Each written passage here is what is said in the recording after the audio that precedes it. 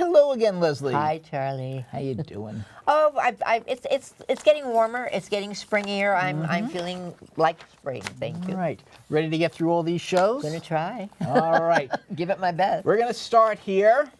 My friends, are you tired of going to a Broadway musical only to find that it requires thinking? Have you had enough of oh-so-clever lyrics with witty rhymes? Are you sick of musicals dealing with high school angst or so-called classic revivals where the leading man kills himself or worse, is merely accustomed to the leading woman's face? Is it your belief that a Broadway musical requires not only a good tap dance number, but an exploding volcano? Well, my friends, have I got a show for you. Oh, what? You mean you don't like musicals based on Nickelodeon sponges? Well, fear not, my friends. We can still help you. Yes, we are here to talk about Escape from Margaritaville. Yes, this is the latest jukebox musical with the music of Jimmy Buffett.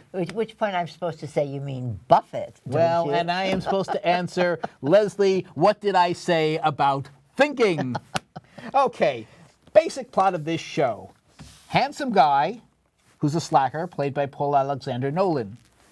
Musician working on an island.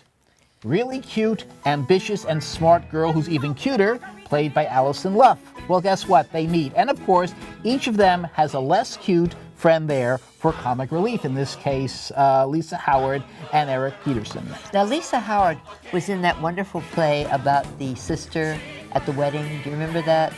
There's a large sister at the wedding and a very tiny, and the mother, you don't remember. Okay. I think that was about 2 seasons ago. It was about 2 seasons ago, Right. and she was the breakout star. Wasn't that the one where he couldn't marry her because he was gay?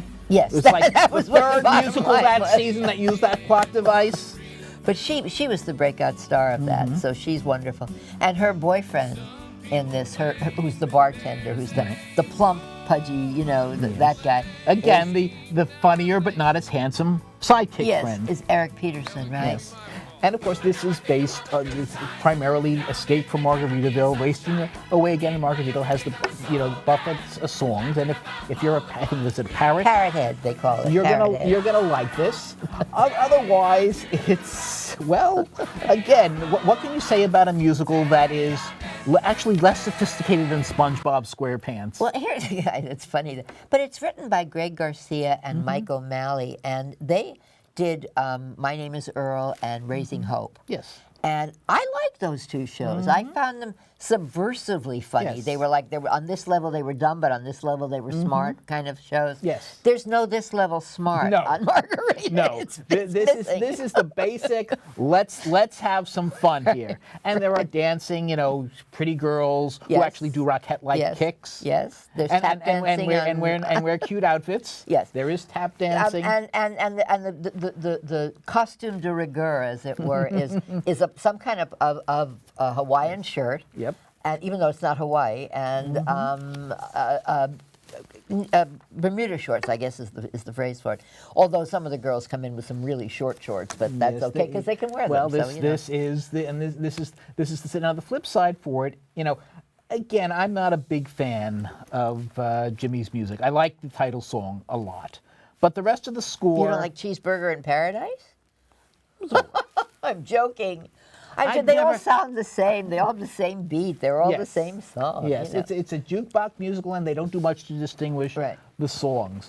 But it's a fun evening. It's mindless. It's harmless. It's mindless and harmless. What more can you ask? That's pretty much is. And this is go in knowing what you're going to get out of this. Right. And you'll probably have a good time. Right, and you can also you drink at your seats, which a lot of people were doing. They do serve margaritas there. Yes. I think I would give this about 3 playbills. Slip me a couple of margaritas and maybe I'd go to 3.5. I'd love to see you with a couple of margaritas. I would say 3.5 is fair. If I have 2 seconds, do we have 2 seconds? Do. A fellow critic, you're right, he's a chief critic for the New York Times, but a fellow critic, we're allowed to say that. Yes, we are. Got into such trouble for giving this a bad review, and then the Parrot Heads came at him on Twitter. Luckily, they're not in the street, but on Twitter, and he wrote an op-ed piece on when you want to write a bad review. You don't want to write a bad review, but when you have to, when you're forced to by dint of not a good show. Just by the fact that you didn't like the show. Yes, exactly. And it was a very interesting commentary on what we do. Yes. We didn't mind this show. It's not as if we, No. it didn't make us hate it. No. Basically. No, we again, we obviously, and it's certainly not the first time that I disagreed with the New York Times. Oh, And it well, won't be the absolutely. last. But anyway. Okay. Welcome to Margaritaville. I don't know. I don't know. I don't know where I'm gonna go in the volcano blow. Cheeseburger in paradise, making the best of every virtue and vice. Worth every damn bit of sacrifice to get a cheeseburger in paradise. Wasted away again in Margaritaville. Some people claim that there's a woman to blame. Now I think,